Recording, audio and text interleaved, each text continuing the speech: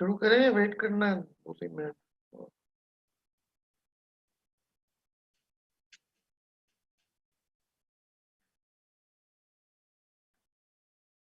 Hello. जी sir.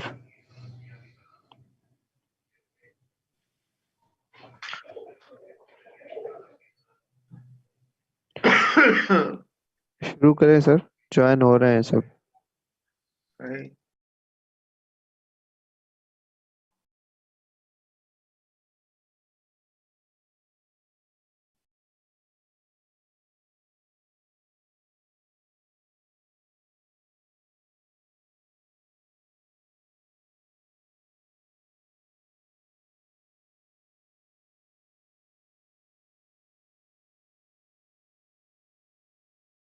याद है आपको एप्लीकेशन कौन सी की थी हमने?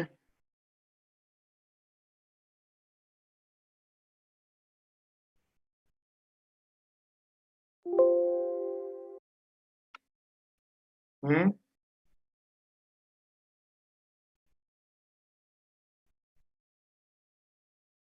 हेलो।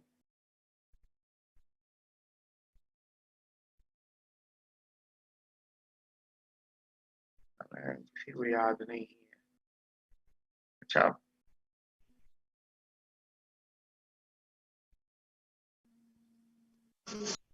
ठीक है। अच्छा, ये जो एप्लीकेशन है जो आपके सामने इस वक्त है, नजर आ रही है ना स्क्रीन शेयर हुई हुई? जी जी सर, सर, आ नजर रही आ है। तो ये वाली जो एप्लीकेशन है इसको देखना स्टार्ट करते हैं। मोर और लेस फॉर्मेट तो आपको पता चल चल गया होगा कि जो हम मिसलिनियस एप्लीकेशंस फाइल करते हैं उसमें, जैसे मैंने पहले बताया था कि आपका ये टाइटल होता है कोर्ट का, जिस कोर्ट में आपका केस पेंडिंग होता है, क्योंकि ये मिसलिनियस एप्लीकेशंस हैं। तो इधर कोर्ट का आपको पता है और कौन सी कोर्ट में फाइल होना है इस चीज का भी पता है। इसके बाद अगर हम लोग आ जाते हैं तो क्या केस नंबर है, और ये आपको पता होना चाहिए कि ये सीपीसी के, चूंकि हम सिविल प्रोसीडिंग्स के ही हवाले से बात कर रहे हैं, तो मीनो के ये कौन से ऑर्डर से ये चीज जो है, कौन से ऑर्डर के मुताबिक सूट वगैरह का नंबर लगता है। और ये होता है प्रॉपर एडमिनिस्ट्रेशन के लिए कि ताकि आपको पता चल सके कि आपका केस का नंबर क्या है और इजीली उसको फिर तलाश किया जा सके। क्लियर हो रही है ना बात? क्लियर है अब तक जो बात है? जी सर। ठीक ठीक। अच्छा, इसके बाद हम लोग आ जाते हैं तो ये आपके पार्टीज के नाम है, और ये मैंने लास्ट टाइम भी बताई थी बात कि अगर आपकी एक पार्टी है तो सिर्फ एक ही पार्टी का नाम होता है। और अगर एक से ज्यादा पार्टी हो, लेट सपोज अगर 2 पार्टीज हैं तो आप ऐड अनदर करते हैं, या अगर दो से ज्यादा पार्टीज हैं, अब 3 हो 4 हो तो उनको एंड अदर्स करके लिख देते हैं। क्योंकि ये मिसलेनियस एप्लीकेशन है, मेन केस आप पहले फाइल कर चुके हैं तो आपके जो भी डिटेल्स हैं पार्टीज के नाम उससे हवाले से, जो उनका एड्रेस होता है या अडल्ट वगैरह, वो सारी चीजें जो है वो आपके मेन केस के उसके मेन टाइटल के पेज के ऊपर होती हैं। तो उसको दोबारा रिपीट करने की जरूरत नहीं होती, सिर्फ आपको मेंशन करना होता है the name of the first plaintiff. अगर एक ही प्लेंटिफ है तो उसी का ही नाम होगा, एक डिफेंडेंट उसी का नाम होगा। लेकिन if there are more than one plaintiffs और डिफेंडेंट्स, तो जो फर्स्ट वाला होता है सिर्फ उसका नाम आप मेंशन करते हैं और बाकियों को आप एंड अदर्स या अदर में डाल देते हैं। जी एजाज साहब, आपने हाथ रेस किए, खैरियत? ठीक है। अच्छा, तो इसके बाद अब आ जाते हैं, अब आपका ये सब्जेक्ट मैटर है, और ये जो ग्राउंड है, अब इवन आपका सब्जेक्ट मैटर ना भी हो, अगर ये प्रॉपरली, ये तो खैर प्रोविजंस के साथ इंडिकेट कर रहा है ये क्या है, तो आप प्रोविजन भी देख सकते हैं कि ऑर्डर 1 रूल 10 क्या डील विद करता है सीपीसी के। और इवन अदरवाइज अगर आप इसके ये थोड़ा सा जो है सब्जेक्ट मैटर भी देख ले तो इससे भी आपको एक फेयरली एक आइडिया हो जाएगा कि ये एप्लीकेशन किस पर्पस के लिए मूव की जा रही है, किस पर्पस के लिए मूव की जा रही है, और फिर रीजनिंग्स जो है वो आपको या तो इधर मिलेंगी या फिर आपको जो है इसके साथ जो अकम्पनिंग एफिडेविट है वो इसमें मिलेंगी। अब इसको हम पढ़ते हैं, इसमें देखते हैं, इसमें कोई चीज अगर आपको कोई मुश्किल लगे तो बताइएगा। जी पढ़े।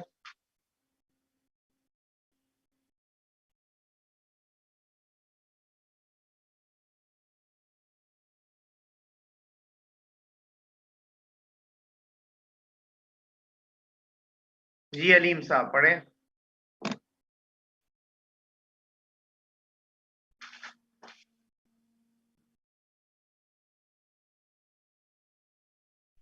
Hello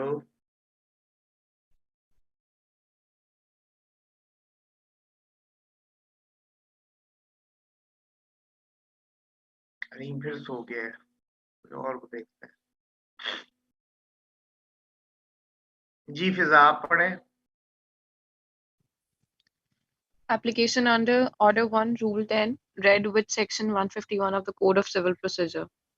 For the facts and grounds mentioned in the accompanying affidavit, it is humbly prayed on behalf of defendant number 3 that this honorable court may be pleased to strike out her name from the array of defendants in the present suit, as she is neither a necessary party nor a proper party. Thus, her presence is not required in order to arrive at a just and appropriate decision in the matter. This prayer is solicited in the interest of justice. ठीक है, इसमें कोई problem है?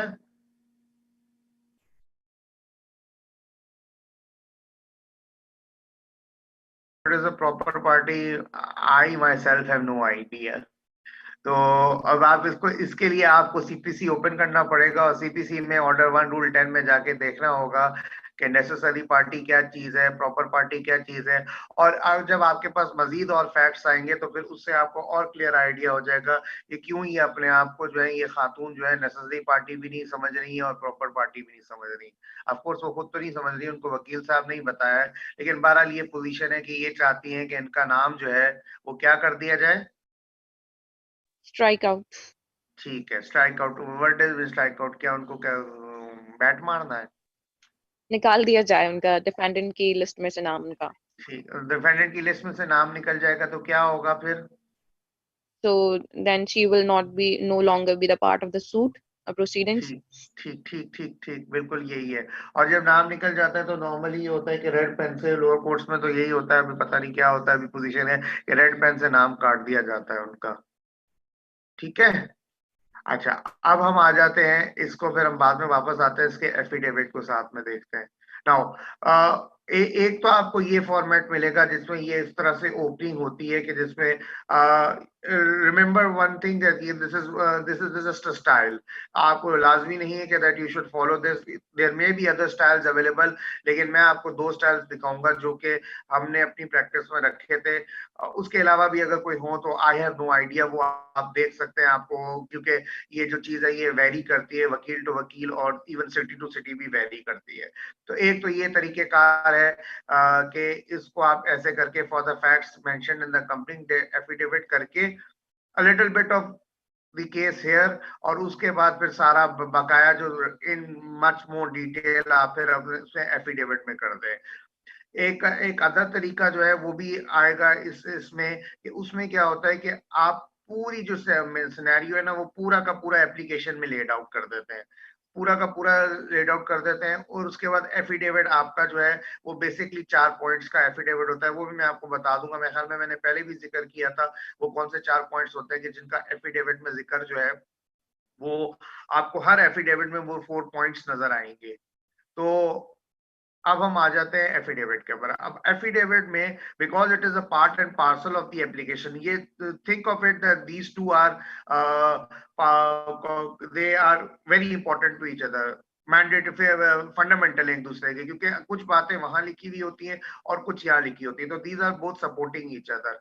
Now अब हम इसके ऊपर आते हैं तो मोस्ट ऑफ दिस फ्रॉम यहाँ तक तो वही चीज है इन द कोर्ट से लेकर ये डिफेंडेंट्स तक। now the change comes from here। तो एफिडेविट में अब ये पढ़ें एफिडेविट क्या कहती है please. I, Nasira Khan, daughter of Gul Muhammad Khan, Muslim adult, resident of flat number 22 Nazia Arcade, Block 17, Hassan Square, Gulshan Iqbal, Karachi, bearing CNIC number, do hereby on solemn oath and affirmation submit as follows. Number 1, I say that I am the defendant number 3 herein, and as such and even otherwise, and fully conversant with the facts and circumstances of the case. Number 2, I say that the accompanying application under Order 1, Rule 10, read with Section 151 CPC, has been drafted on my instructions, contents whereof being true and correct, and same may be taken and read as part and parcel of this affidavit for the sake of brevity. अब I एक minute रुक जाएं, एक minute. Now these 2 points, ये जो पहली वाली दो जो points हैं, this is common in all affidavits. जो भी आप affidavits कोर्ट की applications के साथ लगाते हैं, this is common in all of them. Particular one point को अगर आप देखें कि because now you are defendant number 3, तो जाहिर सी बात है you will be referring to yourself as defendant number 3 in this case. अगर आप प्लेंटिफ हैं तो फिर प्लेंटिफ लिखेंगे, डिफेंडेंट नंबर 1 है तो डिफेंडेंट 1 लिखेंगे, and so on and so fourth. तो ये तो वेरी करता है, बट इसकी जो लैंग्वेज है वो नंबर 1 पॉइंट की वो यही रहती है. इसी तरह से the language used in number 2 in point number 2 as well is also the same. जो सिर्फ आपका जो चेंज होता है, the change is only made with regard to under which provision of law you are making that application और whatever you are filing. तो उसमें ये है कि जैसे यहाँ पे चूंकि ऑर्डर 1 रूल 10 का जिक्र है, तो यहाँ पे ऑर्डर 1 रूल 10 का जिक्र आ गया है. If there is another provision तो you will be mentioning that provision. तो लेकिन ये है कि जो the language is always this which you use. ठीक है, नंबर 2 का भी पढ़ लिया है, तो नंबर 3 के पर आ जाए. Now as regards there are points number 3, 4 and 5. These points are the different points. और ये पर्टिकुलर पॉइंट्स है, किसी केस में आपको 4 भी मिल सकती हैं एफिडेविट में. Most commonly there are 4. These 4 points will always be there. Number 1 और नंबर 2 और नंबर 6 और 7 देख लें पहले. जी पढ़ें. Number 6, I say that unless and until the accompanying application is allowed, my rights shall be seriously prejudiced. I hope के इसमें ये कोई मसला नहीं है कि एप्लीकेशन में ये क्या बात कर रहा है. I will also explain. Number 6 तो क्लियर है ना? Yes, sir. अच्छा, और जो ठीक है. अच्छा, ये वाली नंबर 6 वाली जो पॉइंट है, ये भी जो है ये आपको हर एफिडेविट में नजर आएगी. और नंबर 7 वाली भी इसी तरह से पढ़े. Number 7, whatever has been stated above is true and correct to the best of my knowledge and belief. ठीक है. तो these 4 points, number 1 and 2 and number 6 and 7, these are common in all affidavits. In some cases जो है ये आपको 4 points का affidavit भी मिलेगा. वो मोस्ट कॉमनली उस केस में होता है जैसे मैंने पहले बताया कि आपने पूरी जो अपना सिनेरियो है वो एप्लीकेशन इटसेल्फ में स्केच कर दिया, और उसके बाद 4 पॉइंट्स जो है वो उसका सिंपल सा एफिडेविट बनाकर जमा करवा दिया.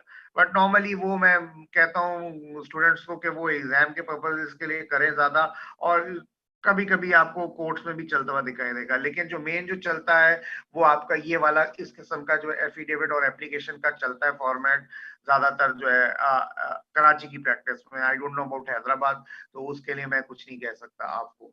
तो नंबर 6 तो 7 पॉइंट्स क्लियर है. Yes sir. किसी को कोई चीज नहीं समझ आई 6ठी 7वीं से, या जो अभी तक जितनी बातें की उसमें से कोई बात नहीं समझ में आई, तो प्लीज बता दें.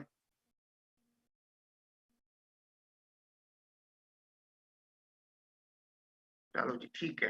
अच्छा, नंबर 2 1 पॉइंट भी होपफुली क्लियर होगी कि ये डिफेंडेंट साहिबा ये कह रही है कि मैं पूरी तरह केस से वाकिफ हूँ और मुझे सब चीजों का केस का पता है.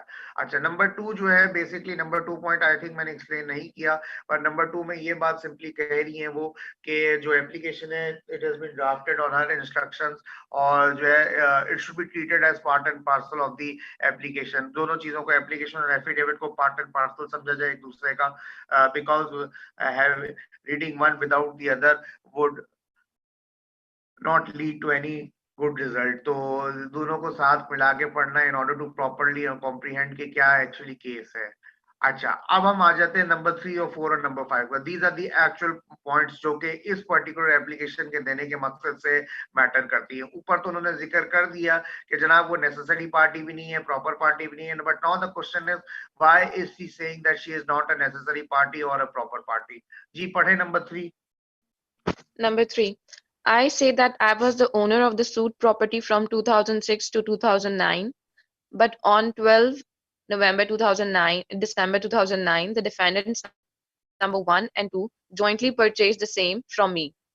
Number 4, I say that the plaintiff has, in order to harass me for reasons best known to him, added my name unnecessarily and without cause to the array of defendants.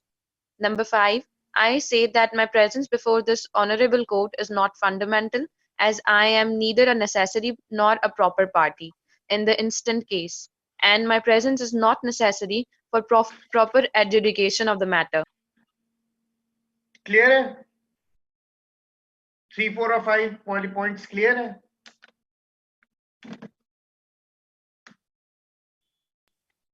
Yes, sir. कोई मुश्किल तो नहीं है कि मैं वो क्यों चाह रही है, why does she want to get out of the case? Boys में से किसी को प्रॉब्लम?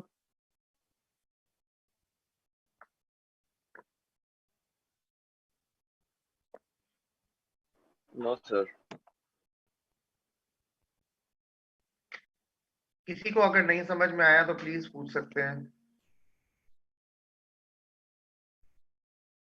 ठीक है, so what we have in front of here is that these are the grounds, these are the basically the reasons why she wants her name to be struck off from the array of defendants. तो अब इसके बाद अब आ जाता है, ये सारा complete होने के बाद इधर आपका आ जाता है, ये कराची में दी गई है डेपोनेंट। अब इधर ये डिफेंडेंट नंबर साहिबा जो है ये 3 ये साइन करेंगे because she is the one who is deposing these all of this facts.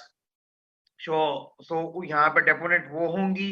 उसके बाद नेक्स्ट पेज के ऊपर आएगा आइडेंटिफाइड बाय मी एडवोकेट, यहाँ पे एडवोकेट साहिबा के या एडवोकेट साहब के साइन आएंगे और उसके बाद this has to be signed by the commissioner for taking affidavits. आजकल तो वो कंप्यूटराइज सिस्टम भी आ गया हुआ है, 4-5 सालों से उन्होंने शुरू कर दिया है, तो फिर आपको वो कंप्यूटराइज एफिडेविट भी बनवाना पड़ता है। आप इसी तरह ही बनाकर लेकर जाते हैं, वो फिर इधर भी साइन करते हैं और फिर वो आपका जो है वो बायोमेट्रिक एफिडेविट जिसको वो कहते हैं आजकल वो फिर वो भी लेते हैं जिसके ऊपर वो फिर आपका नाम और मेरे ख्याल में if I am not mistaken मेरा भी पिछले दिनों हुआ है तो नंबर भी, फोन नंबर भी लेते हैं उसके ऊपर आपका। तो यहाँ पे करवाने के बाद जो है ये फिर आपका जो है एप्लीकेशन जो है फिर इसको आप कोर्ट में फाइल कर सकते हैं। ठीक है, क्लियर है यहाँ तक बात? जी सर। अच्छा, इस एफिडेविट में हमें एक और एक एडिशनल चीज नजर आएगी, क्योंकि नॉर्मली अगर को लोग कोर्ट के जो है वो वाकिफ नहीं है कोर्ट की लैंग्वेज से, which is of course English, तो फिर आपको ये चीज भी मेंशन करनी होती है, not because this lady is not conversant with the language of the court, तो देयरफॉर आपको उसको उर्दू में पढ़ के समझाना होता है, क्योंकि अदरवाइज अगर आप ये नहीं करेंगे काम तो फिर आगे चल के फिर आपके लिए ही या आपके लिए तो नहीं एज अ वकील लेकिन पार्टी के लिए मसला हो जाता है बाद में, क्योंकि अगर वो इत्तेफाक से वकील साहब ने दूसरे अपोजिट साइड के पूछ लिया कि आपने ये एफिडेविट खुद किया था, ये आपको समझ में आया था, तो कहे आगे से नहीं, तो फिर तो वो सारी कहानी खराब हो जाती है। तो इस वजह से क्योंकि ये उर्दू में है, उर्दू में वो उनको अंग्रेजी वगैरह नहीं आती है, तो लिहाजा फिर उनको उर्दू में आपको पढ़ के और एक्सप्लेन करना पड़ता है कि हमने आपके केस में ये लिखा है, उम्मीद है कि आपको समझ में आ गया होगा। ठीक है,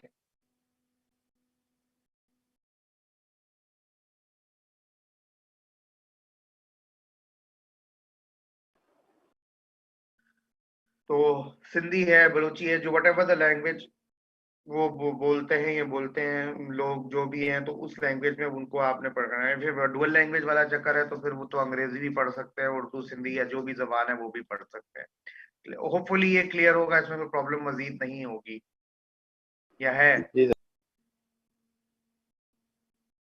क्लियर है? Yes, Yes, sir. sir. Clear. अच्छा, अब हम आ जाते हैं इसके साथ एक दूसरी भी 110 की एप्लीकेशन है, उसमें क्या हो रहा है कि that application is being filed, वो भी 110 की ही एप्लीकेशन है, बट ये पहली वाली जो आ गई, but in this application that is being filed by a person in order to become a party in the case.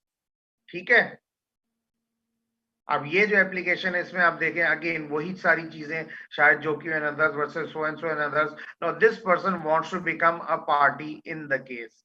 तो ये जो पार्टी इन द केस है, नॉर्मली तौर के पर आपने शायद पढ़ा हो 110 में, इसको हम इंटरवेनर भी कहते हैं। तो because he is the one making application, तो इंटरवेनर भी कहलाता है और एप्लीकेंट भी कहलाता है। अब इसके जाहिर है इसके डिटेल्स तो केस में मौजूद नहीं होते, इन सब के तो डिटेल्स मौजूद है, इन सब का एड्रेस वगैरह everything is present in the main title, लेकिन इसका मौजूद नहीं है, तो therefore he has to give this detail because he is pleading himself to become a party in instant suit number 10 of 2013। तो इसको भी देख लें, ये क्या कहना चाह रहे हैं, पढ़ें। Application under Order 1 Rule 10 read with Section 151 of the Code of Civil Procedure.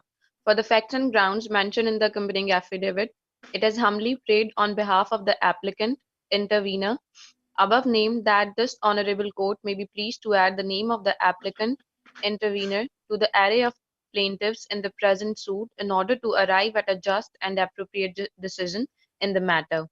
This prayer is solicited in the interest of justice. ठीक है, क्लियर है ना ये एप्लीकेशन का जो अभी तक जो है इसमें?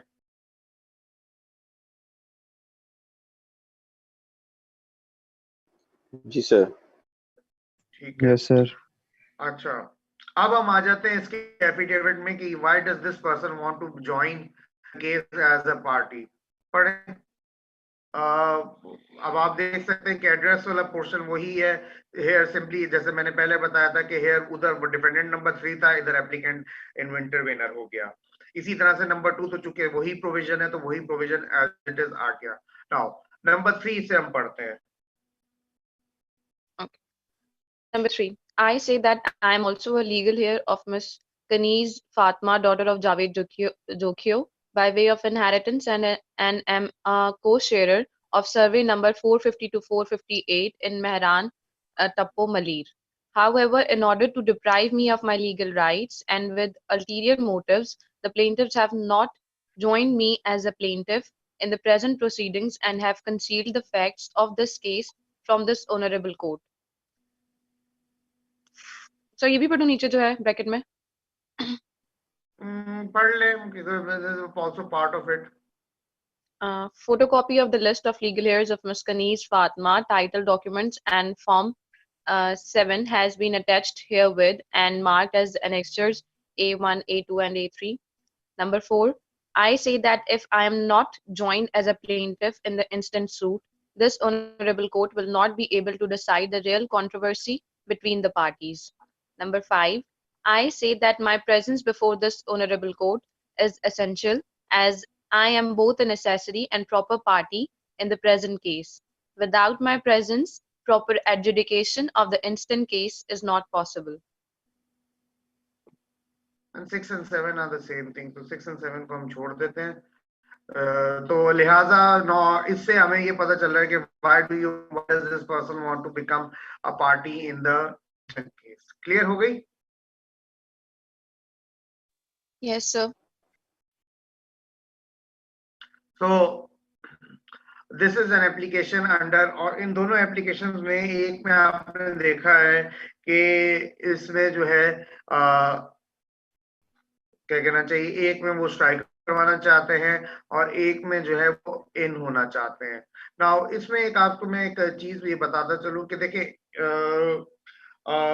इधर क्या होता है, जब आप कोर्ट की ड्राफ्टिंग करते हैं तो कोर्ट की ड्राफ्टिंग में आपको प्रोनाउंस नहीं यूज करने होते in the application itself. In the application या सूट हो गया या पिटीशन हो गई तो हम वहां पर जो है वो प्रोनाउंस नहीं यूज करते हैं ना। प्रोनाउंस क्या चीज होती है, कोई बता सकता है?